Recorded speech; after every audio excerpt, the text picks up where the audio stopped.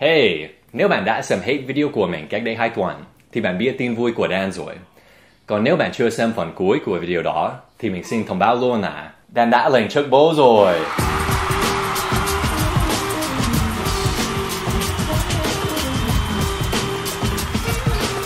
Vì vậy, mình thấy bây giờ là một thời điểm phù hợp để dạy các bạn một chút từ vựng liên quan đến em bé. Tại vì mình thấy chuyện này có nhiều từ đặc biệt, hoặc nhiều từ có ý nghĩa không rõ lắm. Với cả, ai cũng thích em bé đúng không? Yeah? You want to learn some English, kiddo? Nó sẵn sàng đây. Bắt đầu nhé. Ok, đương nhiên là trước khi sinh con thì bạn cùng với một người khác phải thụ thai. Mình không minh họa cảnh ấy đâu, hay quá nóng. Động từ về việc đó là conceive. Mình không biết tại sao bọn mình lại dùng từ đấy. Tại vì bình thường conceive có nghĩa là kiểu như tạo nên một ý tưởng hoặc một ý kiến. Còn ở đây, nó lại có nghĩa là tạo nên một con người. Dù sao, bạn có thể nói My parents conceived me in a nhà nghỉ next to the Tolek River, chẳng hạn. Còn danh từ của conceive là conception. Ví dụ, những người phản đối về việc phá thai hay nói là life begins at conception, tức là cuộc sống bắt đầu vào lúc thụ thai. Sau khi thụ thai thì phụ nữ sẽ mang bầu. Mình nghĩ đa số bạn đã biết rằng bọn mình sẽ nói she's pregnant. Nhưng tiếng Anh cũng có vài từ lóng về việc đó. Nếu bạn chưa xem video của mình về cách nói giảm nói tránh thì vào đây xem đi. Trong 3 hoặc 4 tháng đầu khi có thai thì nhiều phụ nữ sẽ trải qua một chuyện rất khổ sở, chính là bị nghén. Khi nói về chuyện đó bằng tiếng Anh, bọn mình thường nói morning sickness, vì triệu chứng nghén phổ biến nhất là bị buồn nôn vào buổi sáng. Mình biết thuật ngữ morning sickness hơi quá cụ thể so với từ nghén, nhưng tiếng Anh không có một từ thông dụng khác. Ok, tiếp tục. Sau mấy tháng bị nghén rồi bụng to lên các thứ, thì phụ nữ đến lúc sinh con. Ngày trước khi sinh con, người Việt hay chúc mẹ tròn con vuông. Và một số học sinh đã hỏi mình tiếng Anh có lời chúc nào tương tự không? Không. Bạn có thể nói gì đó như I hope it's an easy delivery, nhưng tiếng Anh không có lời chúc truyền thống nào hết. Với cả, nếu bạn giải thích câu mẹ tròn con vuông cho một người Tây như mình, và giải thích rằng theo khái niệm âm dương, hình tròn đại hình vuông tượng trưng cho sự trọn vẹn, vân vân, thì chắc bạn Tây kia sẽ thấy kỳ quặc lắm. Tại vì trong tiếng Anh, hình tròn đại hình vuông thường xuất hiện cùng nhau trong thành ngữ trying to fit a square peg into a round hole, tức là câu lắp một chốt vuông vào một lỗ tròn. Nghĩa bóng là câu làm một việc bất khả thi. Cho nên với mình, nghe lời chúc mẹ tròn con vuông có vẻ không tốt lắm. Ok, bị lạc đề rồi. Chúng ta đang tìm hiểu về việc sinh con. Mình biết tất cả các bạn đã rõ về việc sinh khi nói về em bé hoặc bản thân. Ví dụ như I was born in a nhà nghỉ next to the Tolek River. Nhưng mình thấy nhiều bạn chưa rõ lắm về hành động sinh con của người mẹ. Từ chính xác về việc đó là to give birth. Ví dụ như my wife gave birth to a healthy baby girl. Nhưng người bản xứ rất hay dùng từ have thôi. Ví dụ như my wife had our baby at 3:25 a.m. Điều đó mình không bịa ra đâu, nó là sự thật. Sao con lại làm như thế? Con nghĩ bố mẹ không cần ngủ đây mà. Các phụ nữ có thể have a baby theo cách sinh thường hoặc cách sinh mổ. Sinh thường là a vaginal delivery hoặc a vaginal birth. Còn nếu người mẹ không dùng thuốc gì, không bị rệt các thứ, thì nó được gọi là a natural birth. Còn sinh mổ là a cesarean section. Cesarean vì nhiều nhà lịch sử học đã tự biện rằng ông Julius Caesar, nhà độc tài Cộng hòa La Mã, đã được sinh theo cách đó. Tuy nhiên, bọn mình rất ít khi nói cesarean section, và thường nói tắt là C-section. Và những đứa bé được sinh mổ thường được gọi là C-section babies. Ví dụ như mình, Dan was a C-section baby, because he weighed 4.5 kilograms. Tiếng Anh lại có một từ tạm nữa, nó nói về những bé sinh non. Việc sinh non trong tiếng Anh là premature birth, còn những đứa bé đó được gọi là preemies. You weren't a preemie though, were you? No, you weighed 4.2 kilograms. Thật đấy, 4 cân 2, và mẹ sinh thường. Giỏi chưa? Còn một cách gọi tạm nữa, một trẻ sơ sinh được gọi là a newborn baby. Nhưng người bản xứ thường bỏ từ baby và chỉ nói a newborn. Ví dụ như taking care of a newborn is tiring.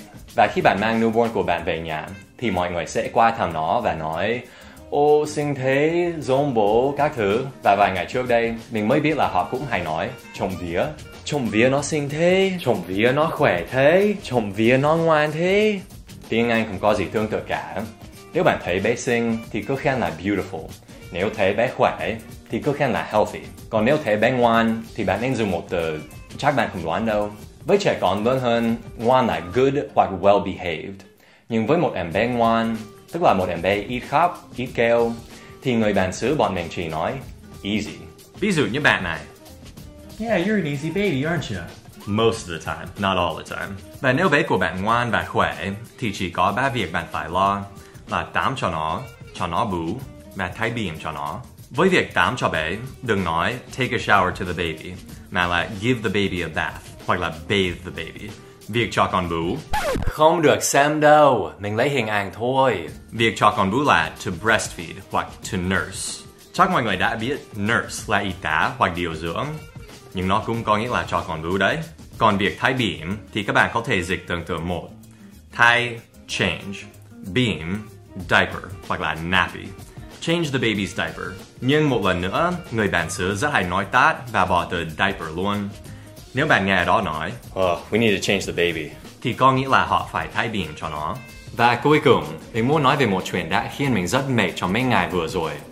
Chuyện kiêng.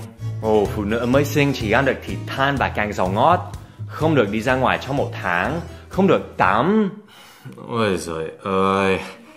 Mình nghĩ nhiều bạn đã biết, nhưng với những bạn chưa biết, mình chỉ muốn nói là các bạn ạ, bên nước ngoài không ai kiêng gì cả. Có nhiều chuyện kiêng ở Việt Nam không căn cứ vào cái gì hết, ngoài trừ sự thiếu hiểu biết. Và những cái như thế, tức là những lời khuyên cổ truyền liên quan đến sức khỏe mà không căn cứ vào khoa học, thì chúng bị gọi là old wives' tales, những chuyện của các vợ già. Ví dụ, ở nước mình có một old wives' tale là hành động bẻ đốt tay sẽ dẫn đến chứng viêm khớp. Không có thật đâu, nó chỉ là một sự vô căn cứ. Còn chuyện kiêng sau khi sinh con, it's all old wives' tales, don't believe it. And that's it. If any of you out there are about to have a baby, well, chúc mẹ tròn con vuông. Wow, thanks for watching the whole video. Như thường lệ, mình sẽ nói một chút về Elsa, ứng dụng đã tài trợ cho video này. Nhưng trước hết, mình muốn giải thích về sự hợp tác của Dan với Elsa, vì hình như nhiều bạn nghĩ đây chỉ là một dạng quảng cáo, kiểu như giám đốc của Elsa đã gọi điện cho mình và nói Dan à, tao làm bên Elsa đây. Chính xác. Dan ơi, Dan quảng cáo cho bọn tao đi, tao sẽ gửi tiền luôn. Không phải như thế đâu. Mình đang hợp tác với Elsa theo kiểu chia sẻ thu nhập. Nghĩa là khi một người mua quyền sử dụng Elsa và nhờ mã khuyến mại Dan Howard khi thanh toán, thì mình sẽ nhận một phần hoa hồng. Vì vậy, mình sẽ không nhận gì nếu các bạn không thấy Elsa thực sự có giá trị. Với cả, nếu bạn thấy nó có giá trị và bạn trả tiền để dùng nó, thì bạn đang ủng hộ kênh này một cách trực tiếp. Còn một điều quan trọng nữa là trước khi đồng ý hợp tác với Elsa, mình đã có một cuộc nói chuyện khá lâu với chị Văn Ninh Hồng Vũ, giám đốc của Elsa, về tầm nhìn và sứ mệnh của công ty, và mình thấy rằng chị ấy rất cảm kết và quyết tâm trong việc giúp mọi người, nhất là người Việt, cải thiện phát âm tiếng Anh của họ và tự tin lên khi giao tiếp bằng tiếng Anh. Ok, nếu bạn mới theo dõi kênh của mình và chưa nghe mình nói về Elsa một lần nào, thì để mình giới thiệu nó nhé. Elsa là một ứng dụng di động chuyên về chỉnh sửa phát âm tiếng Anh. Nó có rất nhiều bài học về những phiên âm tiếng Anh cơ bản, cũng như những phiên âm khó nhất, như j, và các nhóm phụ âm. Khi bạn tập với Elsa, nó sẽ nghe và bắt lỗi của bạn ngay lập tức. Ví dụ, mình sẽ thử đọc từ này theo cách sai. Mass. Đấy, nó báo là mình đã đọc sai. Còn ở đây, nó chỉ là mình đã vô tình đọc phiên âm s thay vào. Phần trên, nó hướng dẫn cách tạo nên âm như thế nào cho đúng. Giờ mình sẽ thử lại. Math. Đấy, chuẩn rồi. Bạn có thể thử dùng Elsa miễn phí trong 7 ngày khi tải nó tại Google Play hoặc The App Store. Sau đó, nếu bạn muốn sử dụng tiếp, thì hãy vào trang elsaspeak.com/Dan Howard. Ở đây, có 3 bước hướng dẫn bạn thanh toán như thế nào để nhận được khuyến mại giảm giá từ 10 đến 80%. Và bạn không cần thẻ tín dụng đâu, gửi tiền qua ngân hàng cũng được. Và thế là xong. Mình hy vọng các bạn sẽ thấy Elsa thật sự hữu ích. Và vì bạn đã xem đến tận cuối của video này, nên mình sẽ chia sẻ một vài bức ảnh nữa về em bé.